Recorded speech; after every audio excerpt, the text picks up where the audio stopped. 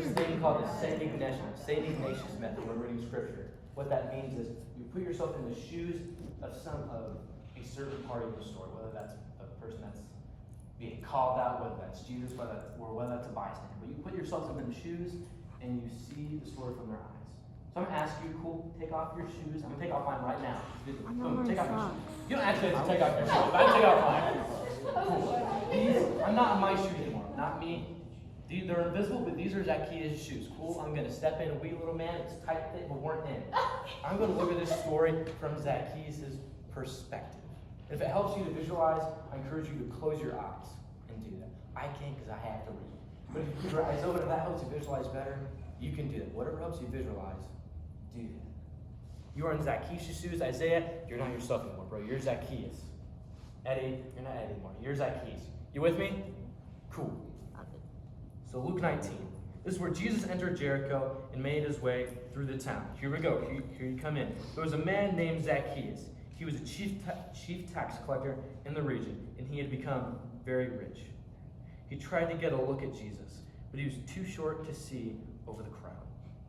So he ran ahead. Okay, stop for a second. Y'all, he's too short. He can't see. What we know so far, Zacchaeus, he just wants to get a look at Jesus.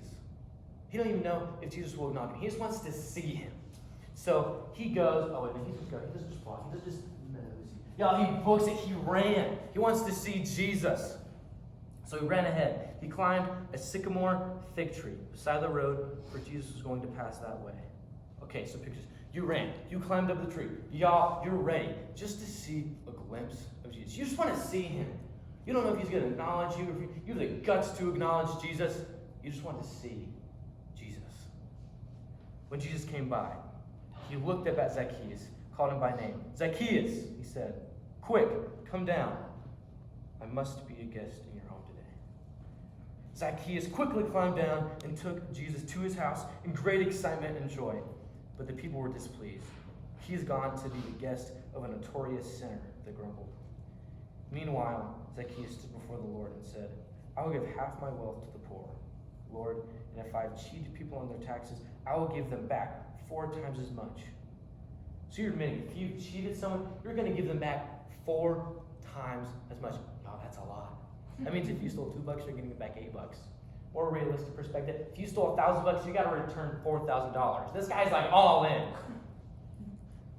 Jesus responded, salvation has come to this home today, for this man has shown himself to be a true son of Abraham.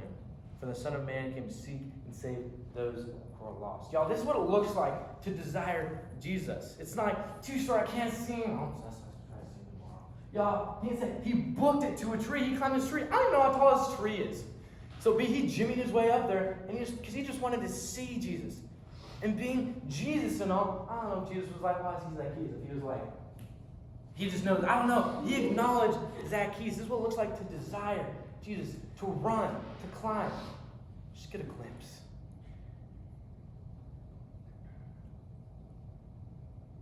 And notice verse 7. But the people were displeased. He has gone to be the guest of a notorious sinner, they grumbled. Y'all ever felt like the people around you didn't desire you? Like didn't want to be in your presence? Didn't wish to be in relationship with you? Y'all, that was Zacchaeus. People might say, Zacchaeus, you might say, plenty of people in this situation might say, I'm not good enough. You know what I've done? The thing about Jesus is this list. Jesus is, oh, good, we didn't write down here. My bad, sorry. This is kind of crucial. Forgiving God. Y'all, trying to be like Jesus, we try to forgive. Sometimes, y'all, that's hard. For Jesus, sometimes it even breaks his heart. Well, you don't desire him. But God, even though it breaks his heart, immediately, God forgives. Our God is a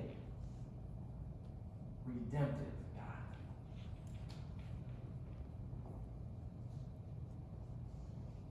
Even when the people around you don't desire you, want, or strongly wish to be in a relationship with you, God desires you. From the moment God made you, God desired you. bent down to the dust to form you, and went, He desired you. From the moment you didn't feel desired by others, God desired you. From the moment that humankind drove Jesus to the cross, where he bled and he died, very painful death for you, God still desired you. I'm going to invite this band to come on.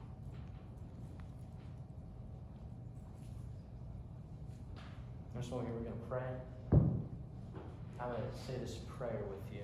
If you don't know what it's like to desire Jesus, but you want to know, I encourage you to talk with an adult afterwards to understand what that's like. Or if you have a friend that's more mature in their faith, to ask them about it.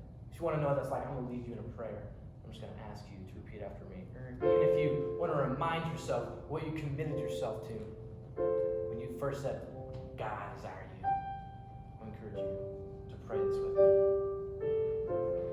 God, thank you for creating me in your image, for desiring to be in a relationship with me, even when I don't desire you in return.